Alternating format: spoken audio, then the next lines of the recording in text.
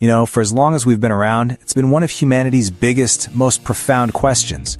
Who or what is God? Today, we're not aiming for a single, simple answer. Not at all. Instead, we're going to explore three radically different perspectives. God as a specific address somewhere in the cosmos, God as a deeply personal, life-changing experience, and finally, God as an idea that maybe we should question. Three powerful ways to look at one timeless question. So let's dive in. Let's just start with the most direct question you can ask. If God is real, where is he? Is there a zip code for the divine? A spot on some cosmic map? This one simple question is going to set the stage for our whole journey today, taking us from ancient texts all the way to the final frontiers of space. So here's our roadmap. First, we'll actually explore a cosmic address for God, one laid out in ancient scriptures. Then we're going to hear our first-hand account from an astronaut who felt a divine presence in orbit. After that, we'll tackle some of those tough questions from science and skepticism. And finally, we'll try to pull it all together and figure out what it all means. Okay, our first stop is this really fascinating attempt to literally map out the universe and pinpoint an exact location for a supreme creator, all based on ancient Vedic texts. Think of it like a kind of divine GPS.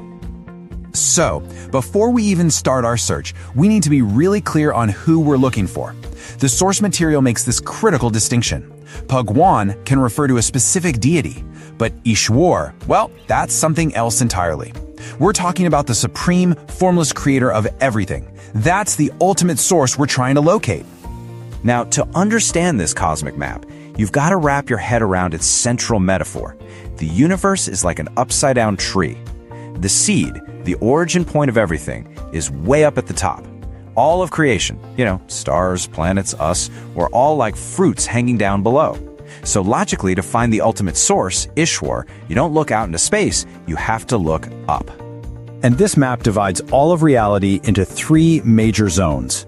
Down here at the bottom, that's our mortal world, Kritak Trilokya, which is described as being temporary. Above that, there's a kind of transitional realm, and then, at the very top, you have the Akritak Trilokya. These are the eternal, indestructible planes of existence. Okay, this is where the map just explodes in scale. See, we think of our world in 4 dimensions, right? 3 for space and 1 for time. But according to these texts, that's just the ground floor. The real reality is said to unfold across 10 different dimensions, taking us way beyond anything we can physically see or touch. The journey up is, it's a cosmic ascent. Each higher dimension is a whole other plane of existence, home to incredible cosmic beings like Brahma and Vishnu. The path just keeps going, through realms of pure truth and ultimate freedom, getting closer and closer to the source. And this brings us to the final destination, the 10th dimension. Now, this isn't a physical place you could fly a spaceship to. It's described as the ultimate source itself, Ishwar. It's a state of being that's both the origin point of everything and everywhere all at once. It's a location that is also a consciousness. Okay, let's just shift gears completely. We're moving from an ancient, abstract map to a modern, deeply personal story. This is the account of someone who actually went to space and came back with a totally different kind of evidence. This is astronaut Sunita Williams, and after she spent months up in orbit, she gave an interview that was, it was absolutely stunning. She described how, when she was facing a life or death situation, her entire perspective on the universe just changed. And it all started at a moment of complete and utter despair. And here's the sequence of events she laid out. She was facing starvation, but then she remembered the tradition of Navratri fasting and found strength in it.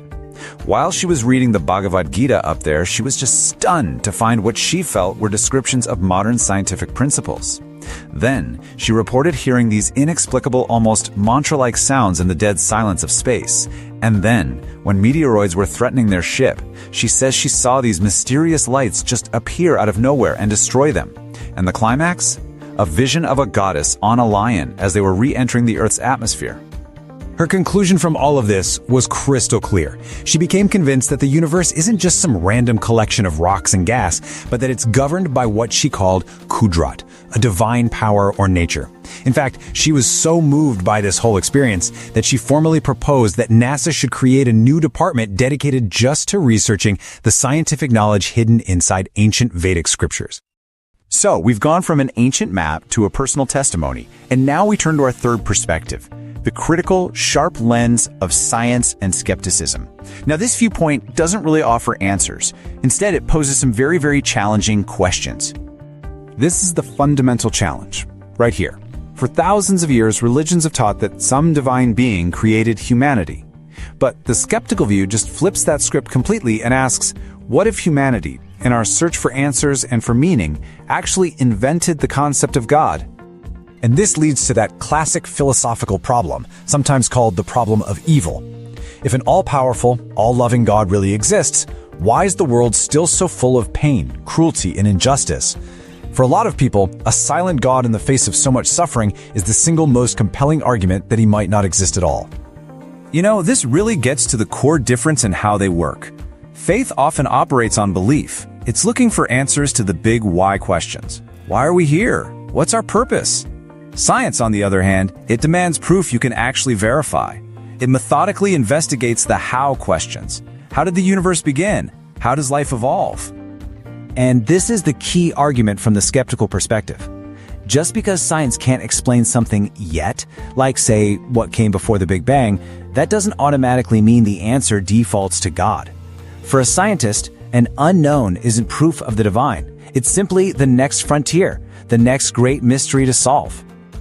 So, we've looked at three very different ways of approaching one of life's biggest questions. We've got a map to a divine location, a powerful personal experience, and a series of really deep skeptical questions. So how on earth do we put these pieces together? So in the end, we're left with these three powerful ways of seeing. One gives us this incredibly ordered cosmos with God right at its origin. Another finds God not on any map, but in a profound, unexplainable personal moment. And the third encourages us to see the divine not as an answer, but maybe as the ultimate question. Look, we didn't come here today to give you a single answer. We came here to illuminate the question itself. So which one resonates the most with you? Is God a place on a cosmic map, a feeling deep in the human heart, or is it the greatest mystery we have yet to solve? For all of us, I think, the search continues.